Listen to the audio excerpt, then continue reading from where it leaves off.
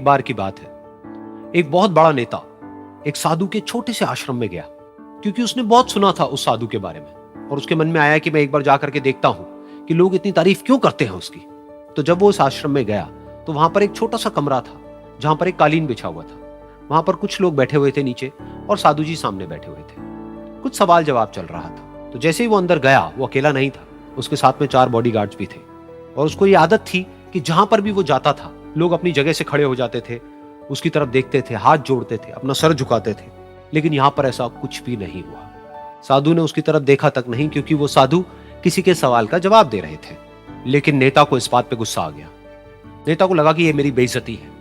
तो उस नेता ने साधु की बात को बीच में ही काटते हुए थोड़ा गुस्से से कहा, मैं आपसे कुछ कहना चाहता हूं। साधु ने उसकी तरफ देखा और बोले, आप थोड़ी देर रुकिए, पहले मैं इनके सवाल का जवाब दे लूं, उसके बाद में मैं आपसे बात करूंगा। तब तक अगर आप चाहें तो आप बैठ सकते हैं। बस साधु का इतना कहने की देर थी। नेता का चेहरा गुस्से से लाल हो गया और फिर उसने अपना सारा गुस्सा उस साधु के ऊपर निकाल दिया। अभी तक वो नेता बहुत ही तमीज से बात कर रहा था, यानी कि आप कह करके बात कर रहा था। अब वो तू तड़ाक पे उतर आया। नेता ने उस साधु को कहा, तुझे पता भी है मैं कौन हूं और तू किससे बात कर रहा है? साधु ने उसकी तरफ देखा और कहा, मुझे इससे कोई फर्क नहीं पड़ता कि आप कौन हैं, लेकिन आप जो कोई भी हैं, अगर आप चाहते हैं कि मैं आपके सवाल का जवाब दूं या आपसे बात करूं तो आपको कुछ देर रुकना होगा। और साधु के ये कहते ही नेता गुस्से से पागल हो गया और वहीं सबके सामने चीखने चिल्लाने लग गया, अब मैं तुझे तेरी असली औकात दिखाऊंगा। तूने मुझसे पंगा लेकर के ठीक नहीं किया है। तुझे पता भी है मैं तेरे बारे में क्या सोचता हूं। साधु ने फिर से उसकी तरफ देखा और बड़े ही प्रेम से कहा कि मुझे इससे कोई फर्क नहीं पड़ता है कि आप मेरे बारे में क्या सोचते हैं। आप जो चाहे वो मेरे बारे में सोच सकते हैं। फिर उस नेता ने बोला कि तू चाहे सुनना चाहता है या नहीं, लेकिन मैं तुझे बताऊंगा यही सबके सामने कि मैं तेरे बारे में क्या सोचता हूं। तू एक बहुत ही घटिया इंसान है। तू कोई साधु नहीं है, तू एक ढोंगी है, पाखंडी है और यहां पर जितने भी लोग बैठे हैं उन सबको बेवकूफ बना रहा है। तेरा बस एक ही मकसद है कि इन लोगों की जेब में जितना भी पैसा है वो सब तेरे पास में आ जाए। तू अपने फायदे के लिए इन लोगों का इस्तेमाल कर रहा है और अब मैं तुझे नहीं छोड़ने वाला। तेरा पर्दाफाश करके रहूंगा पूरी दुनिया के सामने। लेकिन उसके इतना बोलने के बाद भी उस साधु के चेहरे पर हल्की सी मुस्कान बनी ही रही। ये देखकर वो और तिल मिला गया और उसने कहा, अब बहुत हुआ, अब मैं यहां 1 मिनट भी नहीं रुकने वाला। लेकिन अभी भी तेरे पास में मौका है। अगर मुझसे माफी मांगनी है या मुझसे कुछ कहना है तो कह सकता है। इतना सब होने के बाद भी साधु बिल्कुल शांत था और उनके चेहरे पर एक मुस्कान थी। उन्होंने अपनी आंखें बंद कर ली। फिर साधु ने अपनी आंखें खोली, हाथ जोड़े और कहा कि मुझे आपसे कोई गिला शिकवा नहीं है। मेरे मन में आपके लिए कोई भी गलत ख्याल नहीं है।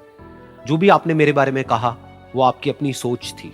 तो मुझे आप में कोई भी बुराई नजर नहीं आती है। मुझे आप एक बहुत ही भले इंसान लगते हैं। और साधु के इतना कहते ही नेताजी का दिमाग 7वें आसमान पर पहुंच गया। उनके चेहरे पर एक अजीब सी खुशी थी, क्योंकि उस साधु ने वो ही कहा जो बाकी सब लोग उस नेता को कहते हैं।